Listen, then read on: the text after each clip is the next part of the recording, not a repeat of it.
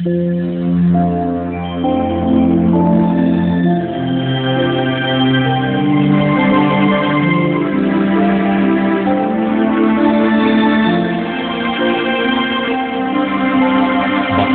ang bumabasa at ang nangakikinig ng mga salita ng hula at tumutupad ng mga bagay na nasusulat doon, sapagkat ang panahoy malapit na.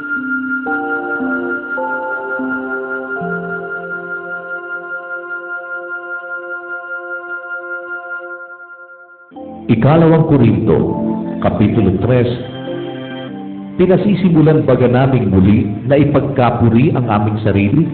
O kami baga ay nangangailangan gaya ng iba ng mga sulat na papuri sa inyo o mula sa inyo? Kayo ay ang aming sulat na nasusulat sa aming mga puso, nakikilala at nababasa ng lahat ng mga tao. Yamang nahahayag na kayo'y sulat ni Kristo na pinangasiwaan namin, hindi isinulat ng tinta, kundi ng Espiritu ng Diyos na buhay, hindi sa mga tapyas ng bato, kundi sa mga tapyas ng pusong laman. At ang gayong pagkakatiwala sa Diyos ay taglay namin sa pamamagitan ni Kristo.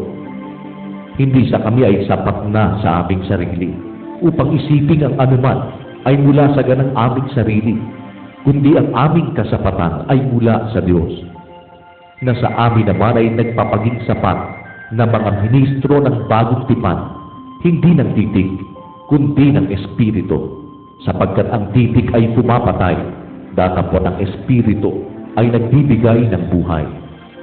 Ngunit kung ang pangangasiwa ng kamatayan na nasusulat at nauukit sa mga bato ay nangyaring may kaluwalhatian, ano pat ang mga anak ni Israel ay hindi makatitig sa mukha ni Moises dahil sa kaluwalhatian ng kanyang mukha, na ang kaluwalhatian ito'y lumilipas. Paanong hindi lalong magkakaroon ng kaluwalhatian ang pangangasiwa ng Espiritu?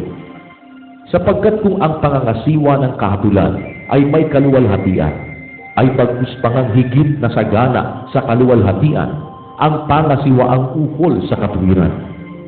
Sapagkat katotohanan ang pinaluwalhati ay hindi pinaluwalhati sa bagay na ito nang dahil sa kaluwalhatiang sumasagana. Sapagkat kung ang lumilipas ay may kaluwalhatian, ay lalo pang nananatili ay nasa kaluwalhatian. Yaman niyang mayroong kayong pag-asa, ay ginagamit namin ang buong katapangan ng pananalita, at hindi gaya ni Moises, na nagtalukbong ng kanyang mukha upang ang mga anak ni Israel ay huwag magsititig sa katapusan niyaong lumilipas. Datapwat ang kanilang mga pag-iisip ay nagsitigas, sapagkat hanggang sa araw na ito, pagka binabasa ang matandang tipan, ang talukbong ding iyon ay nananatili na hindi itinataas, na ito'y naalis sa pamamagitan ni Kristo. Datapwat hanggang sa araw na ito, kailanmat binabasa ang mga aklat ni Moises, ay may isang talukbong na nakatakip sa kanilang puso. Ngunit kailanmat magbalik sa Panginoon, ay maaalis ang talukbong.